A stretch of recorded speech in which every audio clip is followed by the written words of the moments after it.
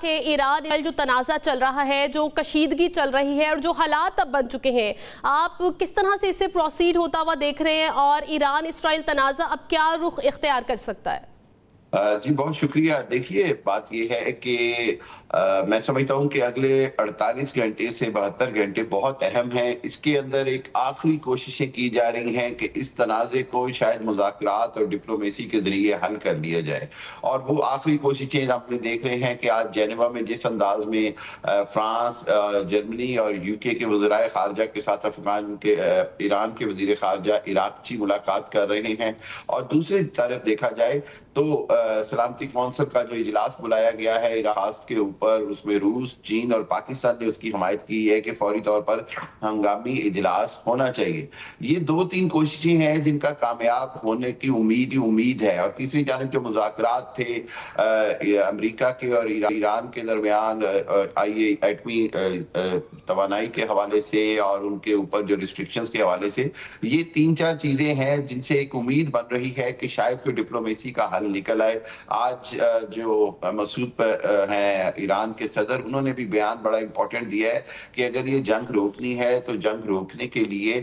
اسرائیل کو آگے آنا ہوگا اور اسرائیل کو غیر مشروط طور پر جنگ روکنی ہوگی، تو اس کے بعد ہی کوئی بات آگے بڑھ سکتی ہے. یعنی کہ جنگ روکنے کے لیے، کیونکہ شروع اسرائیل نے کی طرف سے ہی اس کو ختم کرنا ہوگا. خطرناک صورتحال یہ ہے کہ اگر یہ کوششیں کامیاب نہ ہوئیں تو پھر صدر ٹرمپ نے جس طرح کہا کہ اب وہ جو ٹائم لیا 2 ہفتے کا، تو اس کے بعد وہ پھر اس جنگ میں شامل ہوں گے. اور اگر امریکہ اس جنگ میں شامل ہوتا ہے تو آپ سمجھ سکتے ہیں کہ پھر خطے میں جو ہے وہ بہت بڑی جنگ چھڑ سکتی ہے. کیونکہ امریکہ اگر وہ بنکر بسٹر بمز یوز کر کے کسی بھی طرح ان کی جو انتہائی اہم ایٹمی تنصیبات جو زیر زمین ہیں کئی 100 فیٹ، اگر ان کو تباہ کر دیا جاتا ہے تو اس کے بعد پھر جو رشیا اور چائنا کی طرف سے بھی ریئیکشن آئے گا. اس کے بعد پھر اس کی تابکاری کے اثرات کا ڈر ہے. پھر اس کے بعد اگر اس میں اور فریق آ جاتے ہیں تو جنگ بہت آگے چلی جائے گی. اور آخری بات جو ہے وہ بڑی کریٹیکل ہے، جو بار بار اسرائیل اور امریکہ بار بار سپریم لیڈر جو ہیں ایران کے آیت اللہ خامنائی کی جو قتل کی یا شہادت کی دھمکی دے رہے ہیں، یہ بہت خطرناک صورتحال ہے. اس کا مطلب یہ ہوا کہ آپ جو ہیں وہ جارحیت کی انتہا کو چلے جائیں گے. آپ نے پہلے حسن نصر اللہ کو قتل کیا، اسماعیل ہنیہ کو شہید کیا، حسن نصر اللہ کو اور بہت ساروں کو شہید کیا ہے. تو یہ صورتحال انتہائی خطرناک ہوگی اگر اگلے 2 سے 3 دن میں کوئی امن کا راستہ نہ نکلا. ٹھیک ہے، اس کے اوپر بھی میں آؤں گی. حامد صاحب، مبشر بخاری صاحب، آپ کی طرف آنا چاہوں گی. آپ کو کیا لگتا ہے، جس طرح سے حامد صاحب نے کہا ہے کہ 72 گھنٹے بہت عام ہیں اور مذاکرات کی طرف یہ معاملات جا سکتے ہیں، آپ کو کیا لگتا ہے کیا ٹیبل ٹاک ہو سکتی ہے؟ جی دیکھیے، اگر سینٹی پریویل کرے تو پھر اس کا حل جیسے حامد صاحب فرما رہے تھے، اس کا حل نیگوسیشنز میں ہے، ڈپلومیسی میں اور ٹیبل ٹاک میں ہے. لیکن سوال وہی آتا ہے کہ کیا ویسٹ بھی ٹیبل ٹاک کے لیے یا امریکہ ٹیبل ٹاک کے لیے سیریس ہے؟ کیونکہ یہ نہیں ہو سکتا کہ آپ جو ہیں وہ ساتھ ساتھ دھمکیاں بھی دیں اور اس کے ساتھ ساتھ آپ کہیں جی ٹیبل ٹاک بھی کریں گے. تو یہ کسی بھی معاملے کو الجھانے کا ذریعہ ہی ہو سکتا ہے. اس کے ذریعے کسی کو سلجھایا نہیں جا سکتا. اس میں اب آپ نے دیکھنا ہے سیکیورٹی کونسل کا اجلاس ہے، پھر OIC کیا سٹینڈ اس پہ لیتی ہے، کیونکہ G7 تو آلریڈی اپنا پلڑا ڈال چکے ہیں اسرائیل کے طرف. لیکن اب صرف یہ گلوبل ایفرٹ سے ہی اس کا حل نکل سکتا ہے. اور بالکل ٹھیک بات ہے کہ چونکہ یہ انیشیٹ کیا ہے اسرائیل نے اور اسرائیل ہی اسے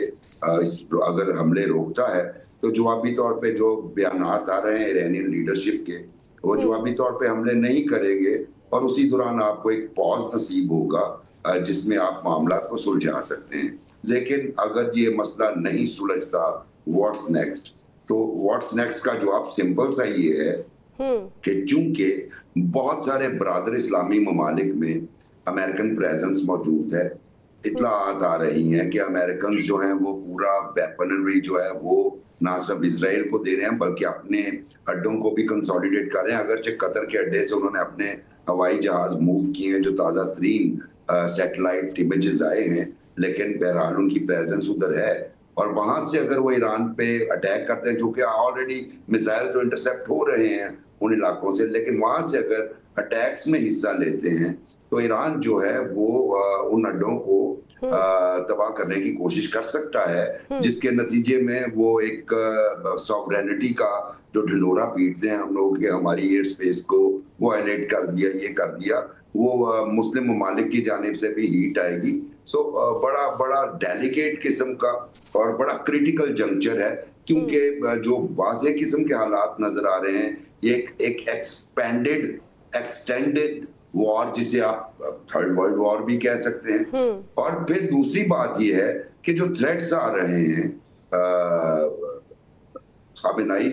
کے حوالے سے کہ ان کو اسیسینیٹ کرنے کی کوشش ہے، تو یہ بنیادی طور پہ دیکھیے اسماعیل ہانیہ یا جو حسن نصر اللہ تھے، ان کی شہادت جو ہے، چونکہ ویسٹ سمجھتا تھا جناب علی کہ وہ ملیٹنٹ گروپس کو لیڈ کر رہے ہیں، اس لیے وہ مسئلہ اس کے لیے جو ہے وہ اس طرح ریٹیلیٹ بھی نہیں کیا جا سکا. لیکن جنرلز کو مارنا، سائنٹسٹ کو مارنا، اور اس کے بعد ایک سپریم لیڈر کسی بھی ملک کا اس کو اگر شہید کرنے کی اٹیمپٹ ہوتی ہے، تو یہ گلوبلی ایک نیگیٹو ٹرینڈ آئے گا، اور پھر ایک نئی ڈپلومیسی سٹارٹ ہوگی کہ کسی ملک کے ساتھ کوئی آپ کا پھڈا ہے تو اس کی لیڈرشپ کو اڑا دیں، اس کے پریزیڈنٹ کو اڑا دیں، اس کو پرائم منسٹر کو اڑا دیں. تو یہ ٹرینڈ کا مطلب یہ ہے کہ پھر فیوچر میں آپ دیکھیں گے کہ اٹیمپٹس ہوں گی وہ کسی بھی صورت میں کوئی لون ولف کر دے یا کسی اور سٹرائک کے ذریعے کرنا شروع کر دیں. سو یہ ایک نیا وار ٹیکٹک اور نئی ڈپلومیسی کو جنم دے گی، اور یہ بڑی نقصان دہ ہوگی اس پورے خطے کے لیے نہیں بلکہ گلوب کے لیے. ٹھیک ہے حامد صاحب، آپ کہیے گا کہ اسرائیل کی جانب سے یہ بیانات سامنے آ رہے تھے کہ ہم حملے تب تک جاری رکھیں گے جب تک ہم اپنے اہداف کو پورا نہیں کر لیتے. کیا لگتا ہے، کیا اسرائیل اپنے اہداف پورے کرنے میں کامیاب ہو چکا ہے یا ابھی بھی اس کے اہداف باقی ہیں، یا پھر وہ جو دھمکی دے رہے ہیں کہ سپریم لیڈر کو ٹارگٹ کیا جائے گا، نشانہ بنایا جائے گا، کیا یہی اصل ٹارگٹ ہے؟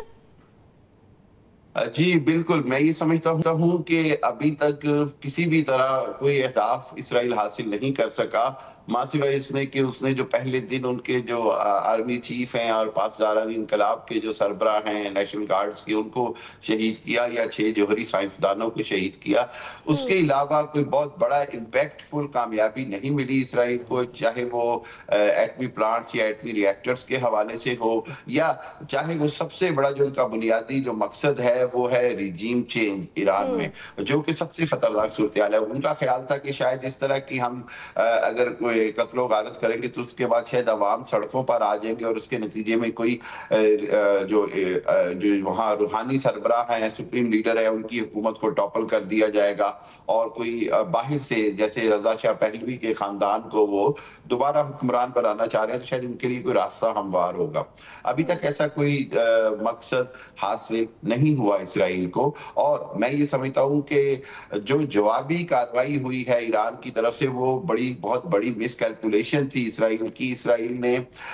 یا کہیں بھی کیلکولیٹ نہیں کیا تھا کہ اتنا بھرپور انداز میں ایران کی طرف سے جواب آئے گا، اتنے سینکڑوں کی تعداد میں میزائل آئیں گے، اور اس میزائلوں کے آنے سے جو ان کا آئرن ڈوم اور وہ جو ان کا تھاٹ اور وہ جو 2-3 سسٹم ہیں جو ڈیفنس میں مانے گئے دنیا کے لیٹسٹ سسٹم ہیں، ان ساروں کے نقائص اور فیلئر ایکسپوز ہونے کے بعد اسرائیل اپنے مقاصد سے تو اور پیچھے، مطلب میں سمجھ رہا ہوں کہ دور چلا گیا ہے. لیکن